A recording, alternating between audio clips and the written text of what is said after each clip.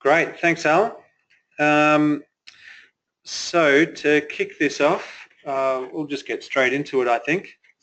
For those of you who don't know me, my name is Lance Wilson. I'm a policy analyst here at Jobs Australia, so part of the policy team. And I had the somewhat dubious privilege of going to the budget lockup yesterday, which it's an experience. If you haven't done it, it's essentially you spend 4 hours in a basement at Treasury reading budget papers. So yeah, interesting experience. The outline for today, I'm just going to go through quickly some big picture points. I'm then going to go straight into the bits of the budget that relate directly to employment services. And then we'll talk about some of the other bits and pieces that were in the budget papers. If you do have anything that you've noticed that's come up in the budget media coverage or that you've noticed going through the budget papers yourself, then by all means type in a question so that we can cover it off. Just quickly, just for anyone who's not familiar with the budget papers, the way that you get hold of them is by going to the budget.gov.au website, and the easiest spot to go to is if you click on budget documents, which I've circled there just to make it easy, and then you click budget papers. The next screen you will see looks like this, and that has all of the information you'll need. Most of what I'm talking about today is available in budget paper number 2, which is the one where they explain the new measures. The other handy document is the what they often call the glossies, which are the overview documents. And sometimes it's worth looking at the portfolio budget statements. That can reveal a little bit of information about changes to the budget allocation, often reflecting things like, you know, with employment services, often the shifts in the funding allocation are due to changes in the projections of people the number of people who are going to be unemployed and accessing the services. So often those numbers aren't particularly useful, but sometimes you do see something that's relevant. So that's the long and the short of it. If you're wanting to look up things for yourself, my recommendation would be to have a look at budget paper number 2. But that said, we'll get straight into it. One of the interesting things about this budget is that, I mean, it was a pre-election budget, obviously. Some people had expected some tougher cuts.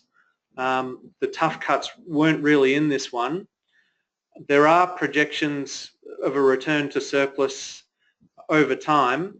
It's pretty gradual though, and often such predictions in the past haven't turned out to come true in reality. And there's a few funny things about this budget. It's still banking savings that weren't able to be passed by the Senate.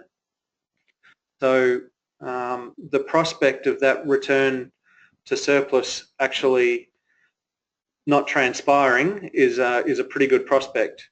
And what that means, the problem really is that that means there's still a possibility of another horror budget like we had in 2014.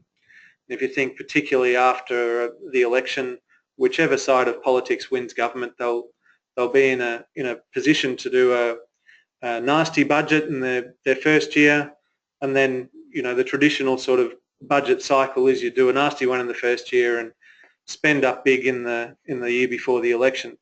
So the fact that this one wasn't very nasty means that we'll be kind of holding our breath next year again. And that's about all I really wanted to say on that. I've got a quote there from a professor of economics that has an article on the conversation. The conversation has some great budget coverage for people who are interested in the big picture issues. But I think most of the people that have tuned in are interested in the employment services stuff. One other thing about the big picture, this is from the Jobs and Growth Glossy. So there was the tax changes, which are apparently designed to promote growth, more exports. That's a reference to the trade agreements that have been negotiated in the past. Competition and choice, that's about the Harper review. There's also a Productivity Commission review coming up into introducing more competition and choice in human service provision, effectively, kind of promoting the type of contracting out that we've seen in employment services. So that Productivity Commission inquiry is going to be really interesting. Infrastructure spending, that one is a bit funny. There's a lot that's in the budget, but Labor are saying that it's actually slightly less than was previously budgeted. I don't know what the answer is on that, I've got to say. Innovation and science, some tax breaks for entrepreneurship, plus some new entrepreneurship measures that affect some of our interests in the NEIS program and the like. The defence jobs, that's mainly referring to shipbuilding. The youth employment package we'll talk about, and the path to a budget balance, well, that we just mentioned before. So that's kind of the overarching message out of the budget is the one that you see here on the screen. And it's obviously, on an election footing, it's going to be really interesting to see what the response is in the coming weeks. One of the interesting things about the timing, of course, is the bad news about the budget sort of starts filtering out generally a couple of weeks after the budget. You don't usually get the bad news right off the budget straight away. People start identifying the nasties a bit further down the track, and that for this time around is going to mean in the midst of an election campaign. So it'll be really interesting to see how all of that transpires. The business tax cuts, and I'm just going to go through this really quickly. There's a small business tax cut. It's essentially changing the definition of a small business to include fairly large businesses. An extra 90,000 businesses will be able to access the tax concessions and instant asset write-off. And of course the reduction in the company tax rate. This has been promoted as something that will promote job growth. The evidence on that is a bit shaky. The key question is, will a company that has a little bit more money to play with do something with that money other than hire staff, or will they hire staff? And the answer is that a lot of the time they do something other than hire staff with it. So the extent to which that promotes growth and jobs is a little bit dubious. Where it does promote jobs and growth is in attracting new investment from overseas.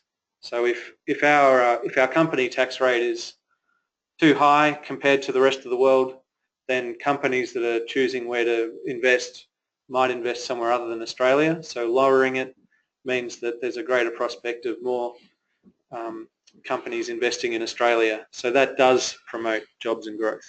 But it's just an interesting point to make. The claims about jobs and growth are a little bit iffy, at least as far as the tax cuts go. Employment services. So this is the bit that we're all interested in.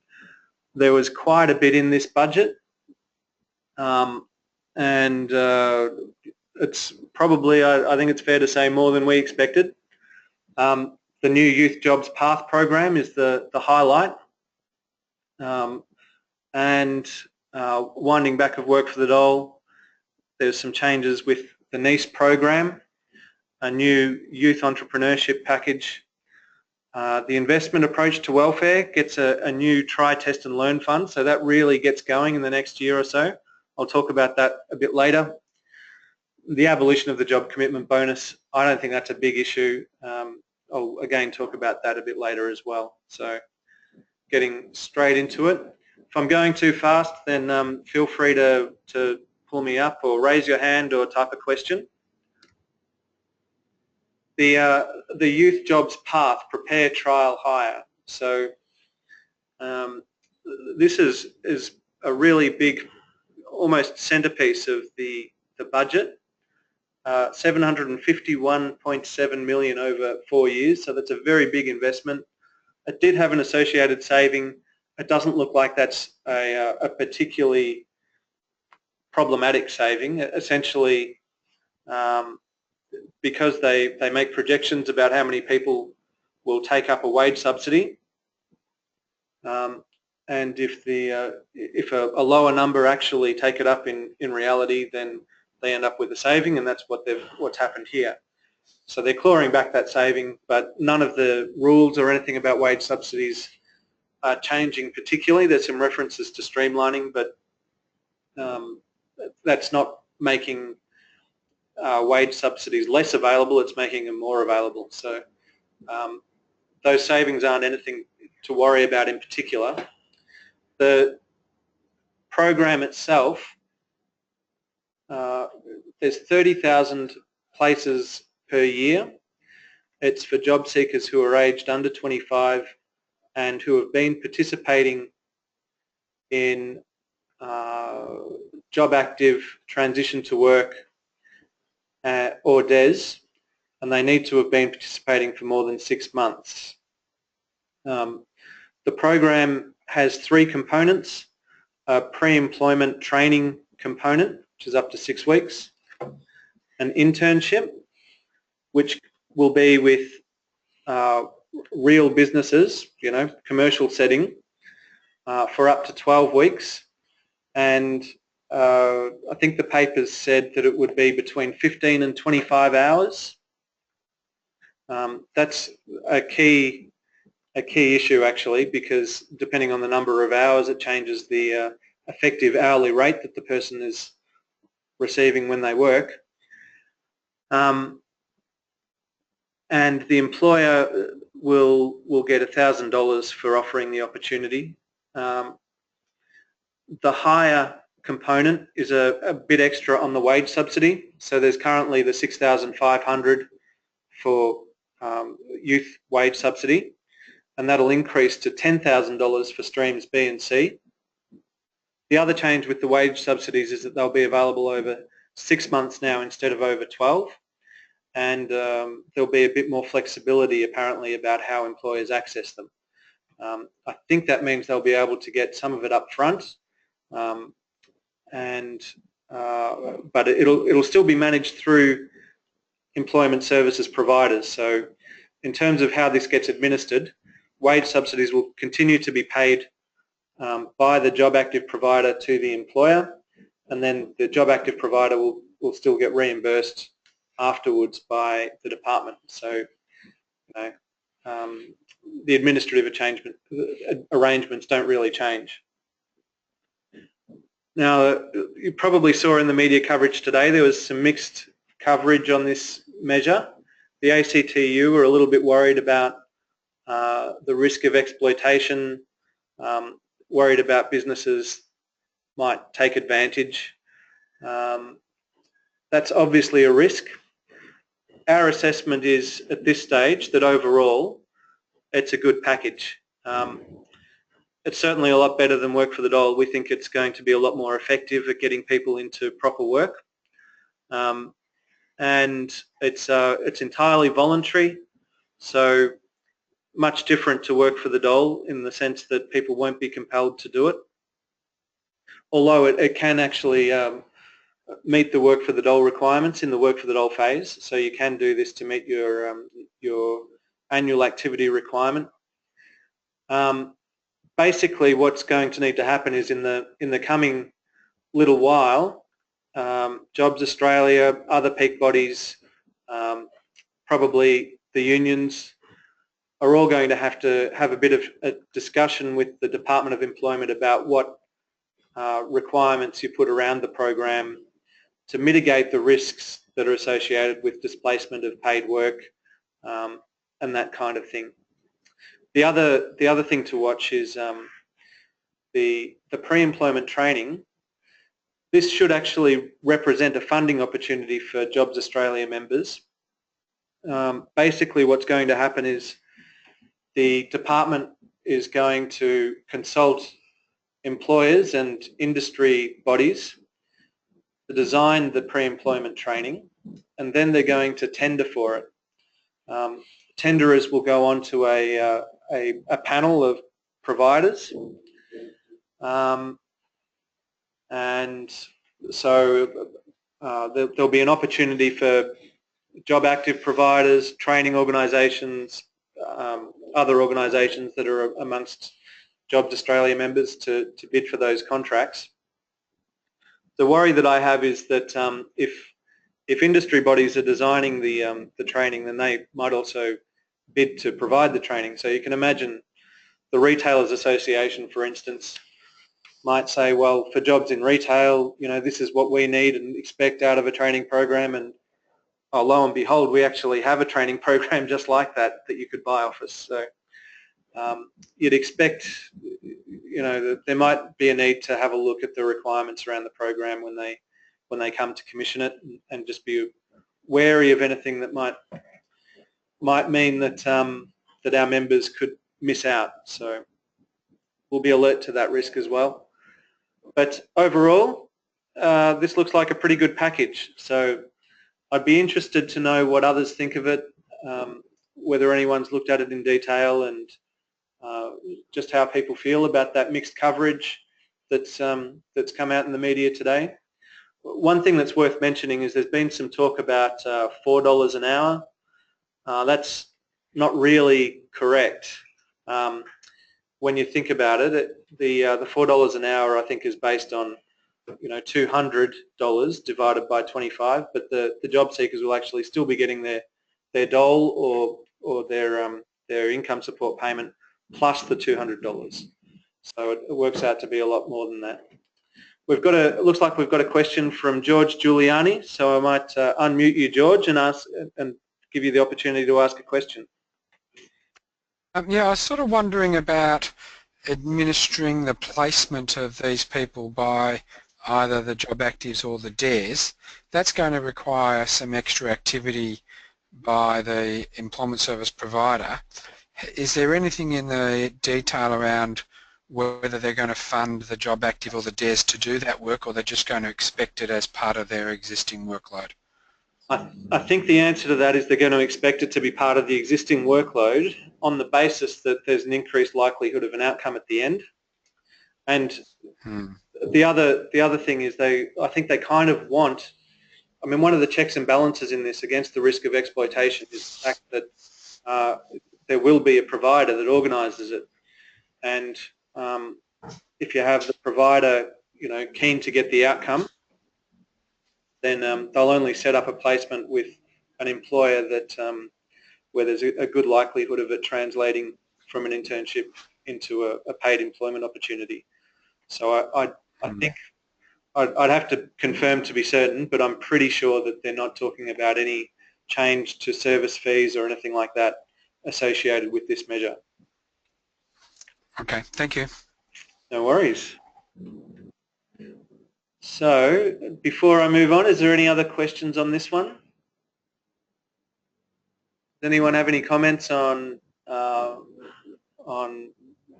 they feel about the measure, support, have some concerns? If not, then we'll move right along. Great. Work for the Dole changes. So people might have seen this. It's good news essentially, but Stream A participants will now do work for the Dole after 12 months rather than after 6.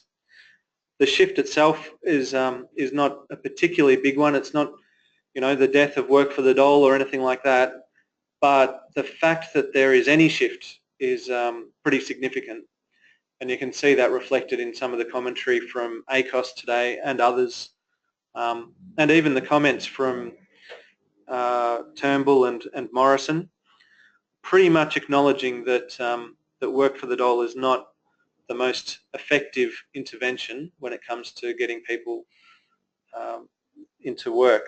So we think this is good, particularly given the funding is going into a different program that looks like it will actually offer young people some real skills development and give them employment opportunities. So all positive out of that one from our perspective. If anyone's got anything different, then speak now, but otherwise we'll move right along. The NEIS changes. This was kind of packaged up as a promoting entrepreneurship package. Some of the measures are limited to young people.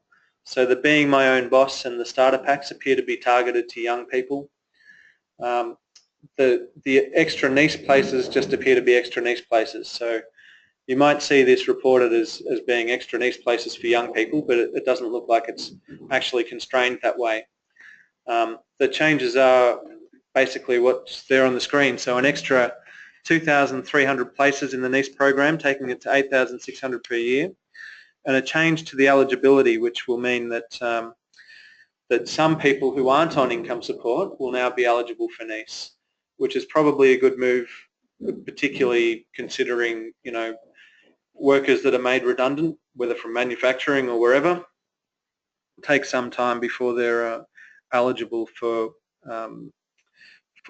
services generally. We don't have a lot of detail on the Being My Own Boss workshops. The budget lists that as a series of workshops, but there's not a lot of detail. Self-employment starter packs, basically the same thing, no detail yet. We think that this is all going to be offered through NEIS providers. The other measure here is the inclusive entrepreneurship facilitators. Again, not much detail on that one. The entrepreneurship facilitators are apparently going to be in 20 areas of high unemployment, which is interesting in a way too. You can see some parallels with previous programs such as local employment coordinators and things like that. That package is worth a total of about, I think it was 88.6 million over, oh yeah, I've got it in the title, 88.6 million over 4 years. So that's about all of the detail we have on that. Does anyone have any questions about those? No. So, other changes. The job commitment bonus has been axed. Now, this is the payment that goes to job seekers who stay in their job. Our view is that it was probably always only going to be paid to people who would have stayed in the job anyway. You know, the fact that you get paid a lot extra for being in a job compared to being on the dole is usually enough incentive to make people want to have a job. So the idea of having a job commitment bonus and getting extra people staying in employment because of it, the logic didn't seem to add up to me. So that has now been axed, and it saves a fair bit of money, 242 million over 5 years. Importantly, existing job seekers will be able to apply for the bonus up till 90 days after the 31st of December this year. So there's still a bit of time. Obviously, you become eligible for it before the 31st of December. There's still a bit of time to get your application in to make sure you get the bonus. There was a reference to AMEP, that's the Adult Migrant English Program, being redesigned. Some extra hours of English and apparently a more focus on outcomes. We're going to have to wait and see what exactly that means. The Jobs for Families package, and this is a funny one. This was the kind of the big package, the big centerpiece from last year's budget. large changes to childcare that were apparently going to mean lots of parents would be able to re-enter the workforce, and that's now being deferred because the family tax benefit savings weren't passed by the Senate. So that's a clear shift as a result of the change in Prime Minister and change in Treasurer. But that program, that whole package, is just on hold, which not good news really. The investment approach, this one's actually got us pretty excited here at Jobs Australia. Well, it's got me excited at least. The investment approach came out of the welfare review, the McClure review. They recommended having a look at the investment approach that's been implemented in New Zealand. Essentially what it involves is doing an actuarial evaluation of the welfare system and then trialling new interventions and seeing if that results in long-term savings to the welfare bill. And now Australia's picked that up. The Department of Social Services commissioned an actuary last year to do the valuation, and that's been done. It hasn't been publicly released yet. We think it'll be released sometime in the coming months, possibly late this year. And when it's released, that will identify the target groups that the actuarial approach suggests need more investment. And what's happening in this budget is they've actually set aside $96.1 million over the 4 years to fund experiments. Now this should actually be a funding opportunity for Jobs Australia members. It won't be a straightforward grants process. They're looking at running workshops. So DSS will run workshops with interested parties, which it won't necessarily entirely be non-profits either. I think there'll be some interest from some of our for-profit cousins. But basically they're looking to develop proposals to save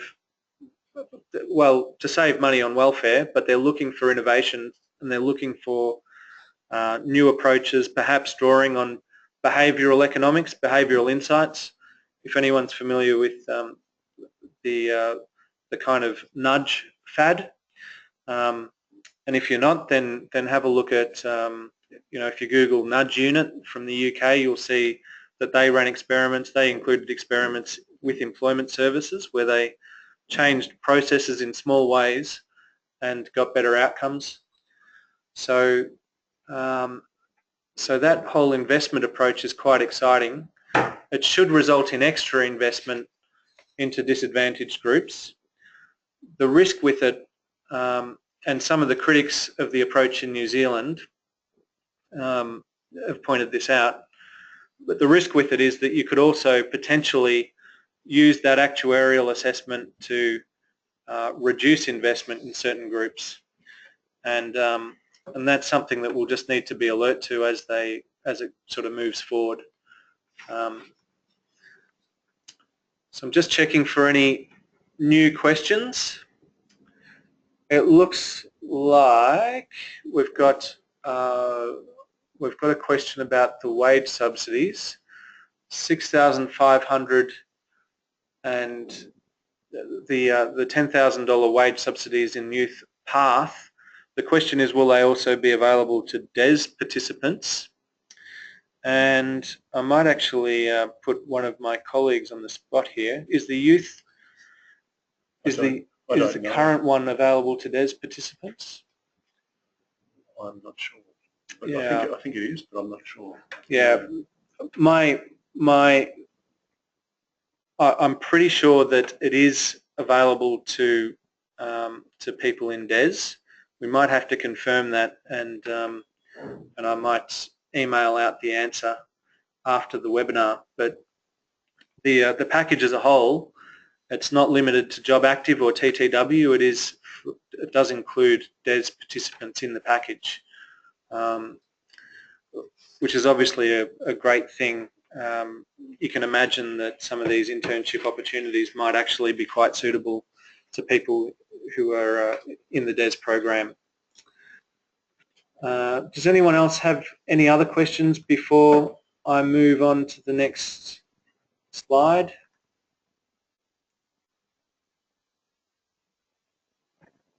Okay. Cool. So there's a few other bits and pieces that are worth mentioning. The NDIS, there's a new NDIS fund, and maybe Peter, would you like to maybe throw in some comments here?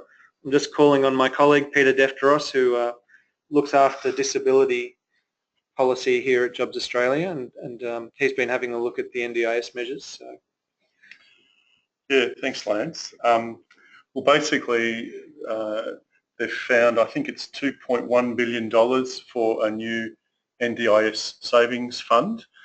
And while that's great news for the NDIS, there's been some concerns raised that the savings have been found at the expense of a number of other programs and initiatives. One of them in particular is the abolition of the carbon tax compensation for new welfare recipients. So when the carbon tax was first brought in, people on welfare were given a little bit of money. I think it's about $6 a week or thereabouts. Yeah. But there had been a previous commitment from government to continue that on. But now that will be removed for new welfare recipients. So arguably that is a cut to new recipients of income support to be put into the NDIS. There's also another thing that is a concern for disability advocates is that there is going to be, I think it's disability medical assessments of up to 30,000 people on the DSP per year over the next 3 years, and that's also expected to generate some significant savings. I don't have the dollars in front of me. I tried to sort of work out the maths on it, and I think it's expected to save $60 million over 5 years, but it's actually occurring over 3 years. So I was, based on the maths I could do, it looked like they were going to be transferring about 1,000 people off New Start off DSP onto New Start, which is about $170 per week worse off. So there are concerns for those people who are going to be taken off the DSP. They're also changing provisions in relation to making claims for carer allowance. I think you're only going to be able to be entitled to claim carer allowance from the date of your claim, whereas currently there is a bit of up to 12 weeks grace period where those claims can be backdated. So that is a little bit of a nasty measure for people perhaps who have suddenly found themselves caring for somebody with a disability. They may not get around to putting in their claim for care allowance for a little while, and if they don't do that, they will be penalised under this new measure. Yeah, that's right. I mean, essentially, you can imagine situations where there's an accident or something, and the parent is not completely on top of the paperwork for the care allowance application, and it's I don't know. You'd think there'd be other ways to save money. So while Peter was talking, I just checked on that wage subsidy. It does look like it is limited to job active and transition to work. So it looks like DES participants miss out on that bonus wage subsidy, unfortunately.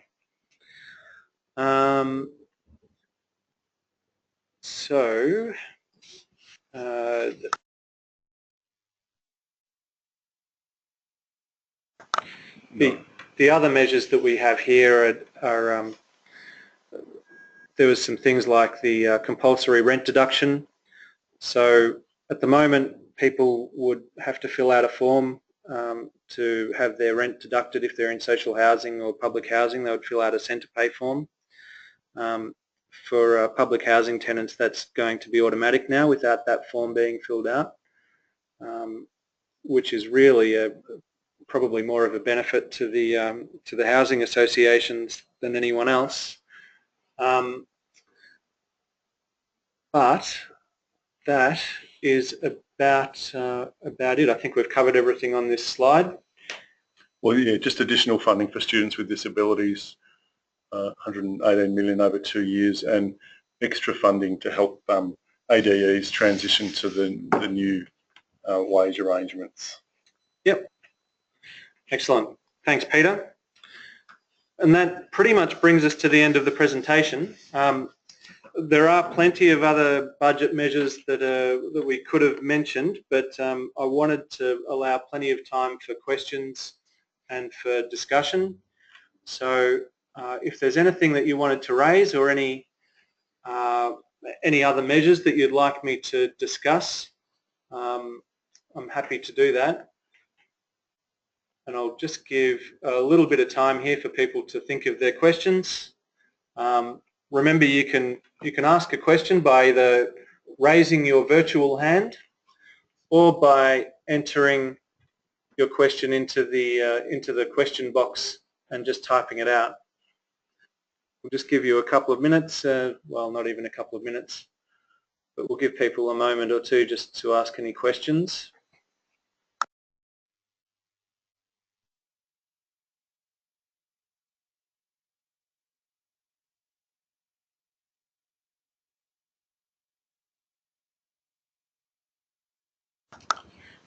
Okay.